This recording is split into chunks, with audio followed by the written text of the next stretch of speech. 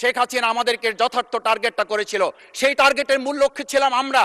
আমাদেরকে বলা হয়েছিল একটা গুলি করলে একটা সরে বাকিগুলো লড়ে না, সেই লড়ে না লোকগুলো ছিলাম আমরা। মাননীয় স্পিকার, আপনারা যেমন 51% সমর্থন নিয়েছেন, 70% প্রায় জনগণ কিন্তু গণবিপ্লবের গণভোটের পক্ষে তারা রায় দিয়েছে। গোটা বাংলাদেশ আবার জেগে উঠে গণভোটকে তারা কার্যকর করছে। সংবিধানের প্রতি আজকে বর্তমান সরকারি দলের কেন এত প্রেম জাগ্রত হয়েছে, এটা বাংলাদেশের মানুষের জানার অধিকার আছে। যদি সংবিধানই আমাদের রক্ষা করতে পারত, তাহলে সংবিধান আমাদেরকে বলে দিত যে আমাদের সেদিন বালু ট্রাক সরানোর ক্ষেত্রে সংবিধানের পৃষ্ঠা আমাদেরকে খুঁজতে হতো।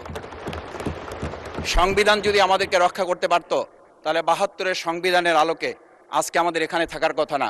আমি শফিকুল ইসলাম মাসুদ, আমার এখন জেলখানায় থাকার কথা। সংবিধান যদি মানতে হতো, তাহলে আমাদের মাননীয় প্রধানমন্ত্রী বাংলাদেশে থাকার কথা না, ওনার দেশের বাইরে থাকার কথা। সংবিধান মানতে হলে বর্তমান স্বরাষ্ট্রমন্ত্রীর এখন দেশের বাইরে থাকার কথা ছিল। এখন মহামান্য রাষ্ট্রপতির ভাষণ সম্পর্কে আনীত ধন্যবাদ প্রস্তাবের উপর আলোচনা করবেন পটুয়াখালী 2 আসন থেকে নির্বাচিত মাননীয় সংসদ সদস্য জনাব ডক্টর মোহাম্মদ শফিকুল ইসলাম। আপনার সময় 5 মিনিট। আমার তো 8 মিনিট ছিল, আমি যতটুকু জানি।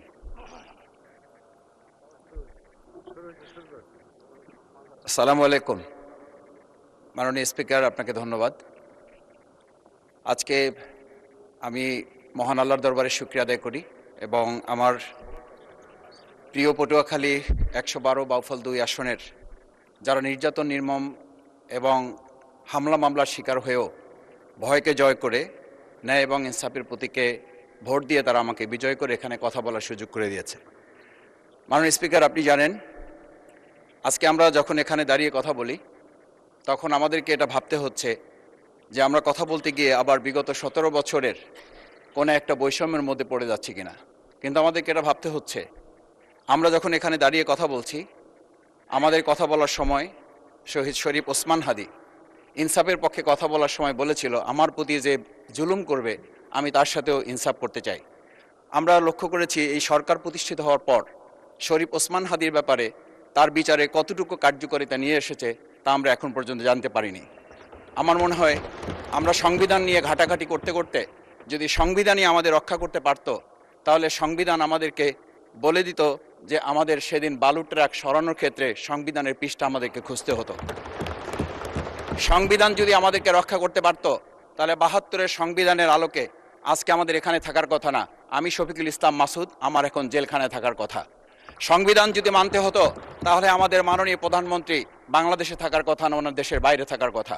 সংবিধান মানতে হলে বর্তমান স্বরাষ্ট্রমন্ত্রীর এখন দেশের বাইরে থাকার কথা ছিল। সংবিধান মানতে হলে যে বাচ্চাদেরকে আজকে এখানে শিক্ষা দেওয়া হচ্ছে, দীক্ষা দেওয়া হচ্ছে, কিংবা তাদেরকে কোনো কোনো ক্ষেত্রে জাসদের সাথে তুলনা করা হচ্ছে, সেই বাচ্চাদের নিয়েই আমরা এই সরকার দলের লোকদেরকে, সরকার দলের সম্মানিত নেতৃবৃন্দকে আমরা চোখের পানিও ফেলতে দেখেছি, আবার কাউকে কাউকে কথা বলতেও শুনেছি যে এই সমস্ত বাচ্চাদের, আমরা তাদের শিক্ষার্থীদের আন্দোলনের সাথে আমাদের কোনো সম্পর্ক ছিল না। আমরা খুব লজ্জিত হই মাননীয় স্পিকার, আমাদের এই বর্তমান সময়ে আমরা যদি এটা খেয়াল করি যে আমাদের বাংলাদেশের এই বর্তমান প্রেক্ষাপটটা নতুন করে এখন যে গণভোটের যে আজকে ন্যায্যতা অন্যায্যতা, সাংবিধানিক পৃষ্ঠা, লাইন, অক্ষর, দাড়িকমা আমাদেরকে শেখানোর চেষ্টা করা হচ্ছে, যদি সেটা হতো তাহলে বাংলাদেশ জাতীয়তাবাদী দলের সম্মানিত মহাসচিব তিনি কয়েক হাজার পুলিশের বেষ্টনীর মাঝখানে একা একটা মোবাইল নিয়ে তাকে আমরা দাঁড়িয়ে থাকতে দেখেছি, তখন সংবিধান আমাদেরকে রক্ষা করতে পারে নাই। কারণ স্পিকার, আমি 350 মামলা নিয়ে 7 মাসের ব্যবধানে, আপনিও আমার 2-1টা মামলাতে আপনি আমাকে সহযোগিতা করেছেন, সেটা এই সুযোগে ধন্যবাদ জানাতে চাই। আমার 350 মামলা জামিন করতে 7 মাস সময় লেগেছে, আমার বের হতে সময় লেগেছে 4.5 বছর। আমি সেই 4.5 বছরে 3 বার রিয়ারেস্ট হয়ে 2 বার গুম হয়েছি। আমি তখন ডিজিএফআই, এনএসআই, ডিবিএসবির কাছে জানতে চেয়েছিলাম আমার সামনে দিয়ে বড় বড় নেতারা বের হয়ে যাচ্ছে, আমার অপরাধটা কি? তখন বলেছিল তারা হুমকি না, হুমকি হচ্ছেন আপনারা। আমাদেরকে যখন শেখ হাসিনার শেষ সরকার নিষিদ্ধ করেছিল, তখন তারা 14 দল মিটিং করে বলেছিল এই জামাত শিবিরই হচ্ছে সবচেয়ে বড় সমস্যা, তাদেরকে নিষিদ্ধ করলে এই আন্দোলন থেমে যাবে। আজ একটা কথা পরিষ্কার বলতে চাই, এই গণবিপ্লব নিয়ে আমাদের মাথা ব্যথার মূল কারণ হচ্ছে এখানেই, শেখ হাসিনা আমাদেরকে যথার্থ টার্গেটটা করেছিল, সেই টার্গেটের মূল লক্ষ্য ছিলাম আমরা। আমাদেরকে বলা হয়েছিল একটা গুলি করলে একটা সরে বাকিগুলো লড়ে না, সেই লড়ে না লোকগুলো ছিলাম আমরা। মাননীয় স্পিকার, যার কারণে আমাদেরকে তারা ভয় পায়। আমরা এখন বর্তমান সময় ভিডিও দেখতে পাই যে শেখ হাসিনা বাইরে থেকে বলেছিল আমরা এই দলকে ভোট দিতে বললাম আর সেই দল আমাদের সাথে আবার বিশ্বাসঘাতকতা করেছে। আমরা সেই শেখ হাসিনার বক্তব্য শোনার পর আমরা কাউকে আজকে এখানে বলতে শুনে নাই শেখ হাসিনার ওই বক্তব্য সঠিক নয়। এই মানুষ প্রতারিত হয়েছে, বেইমানি করা হয়েছে। আবার যদি গণভোট জুলাই সনদ নিয়ে এই জাতির সাথে প্রতারণা করা হয় তাহলে মূল্য দিতে হবে শুধু নয়, আবার আমাদেরকে 17 বছরের সেই জেল জুলুম নিপীড়ন গুম খুনের জায়গায় আমাদেরকে ফিরে যেতে হবে।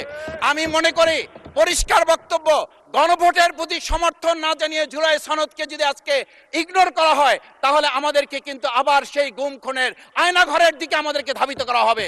আমি মনে করি গণভোটের বিরোধিতা করার অর্থ হচ্ছে আমরা আয়নাঘরকে সমর্থন করতে চাই।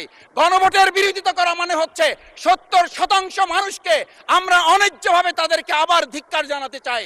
আমি এখানে স্পষ্ট বলতে চাই, আপনারা যেমন 51% সমর্থন নিয়েছেন, 70% প্রায় জনগণ কিন্তু গণবিপ্লবের গণভোটের পক্ষে তারা রায় দিয়েছে।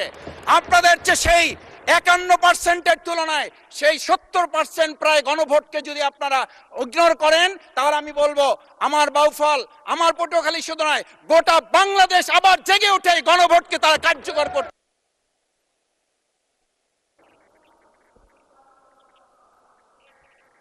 ধন্যবাদ, আপনি 1 মিনিট পেয়েছেন। স্পিকার, আমি পরিষ্কার এইটার কথাটা এই জন্য বলছি, আজকে সংবিধানের লাইন ধরে ধরে যদি আমাদেরকে এই কথা জানতে হতো তাহলে আমাদের নেতৃবৃন্দকে ফাঁসির মঞ্চে যেতে হতো না।